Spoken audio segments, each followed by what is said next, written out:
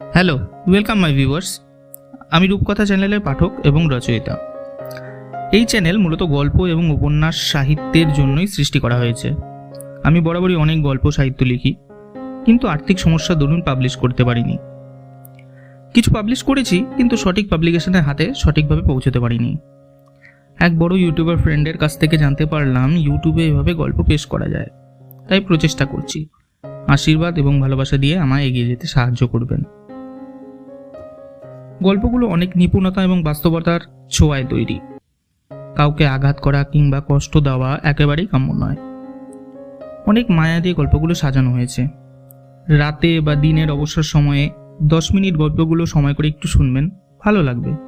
আর যদি অবশ্যই ভালো লাগে, প্লিজ চ্যানেলটাকে সাবস্ক্রাইব করবেন এবং লাইক করবেন। জীবনে ইউটিউব থেকে যদি কোনো দিন কিছু অর্থ পাই, আমার একটা খুব ইচ্ছা আছে, আমি কোনো বৃদ্ধাশ্রমে বা প্রতি মাসে তাদের জন্য একদিন হলেও ভালো কিছু খাবারের আয়োজন করব। অনেক মানুষজন রাস্তায় ভিক্ষে করে কষ্ট করে জীবন অতিবাহিত করে, তাদের জন্য অত্যন্ত কষ্ট লাগে। কলকাতায় দেখেছি কত মানুষ হাইড্রেনের উপর কোনো মতে কাঠামো লাগিয়ে জীবনের সর্বোচ্চ রিস্ক নিয়ে বেঁচে আছে।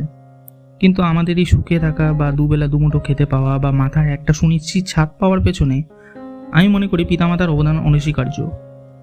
তাই এই কুলাঙ্গার সন্তানদের অবহেলিত বাবা মাগুলোর জন্য এই ছেলে যদি কিছু একটা করতে পারে একদিন হলেও আপনাদের আশীর্বাদে, তাহলে অত্যন্ত উপকৃত হব। ধন্যবাদ। এবার বলে রাখি, আমি একদম চ্যানেলে নতুন। কীভাবে গল্প এডিটিং করতে হয়, ভিডিও এডিটিং করতে হয়, এগুলো আমার একদমই জানা নেই। আমি যা শেখা ইউটিউব থেকে দেখে শিখেছি। সুতরাং সেক্ষেত্রে সাউন্ড এফেক্টে কিছু একটা তফাৎ হতেই পারে।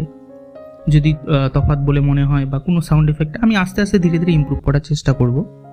আর সেক্ষেত্রেও যদি কোনো কিছু তফাৎ বলে আপনাদের মনে হয়, তাহলে প্লিজ ত্রুটি মার্জনীয় ক্ষমা করবেন। চেষ্টা করব আরও ভালো কিছু ক্রিয়েট করার বা ভালো কিছু আপনাদের উপস্থাপন করার। তবে হ্যাঁ, এইটুকু আপনাদেরকে আমি সুনিশ্চিত করতে পারি, গল্পের রসদ হিসাবে বা টপিক হিসাবে কোনো কিছুতেই কোনো খামতি থাকবে না। আশীর্বাদ করবেন। ধন্যবাদ।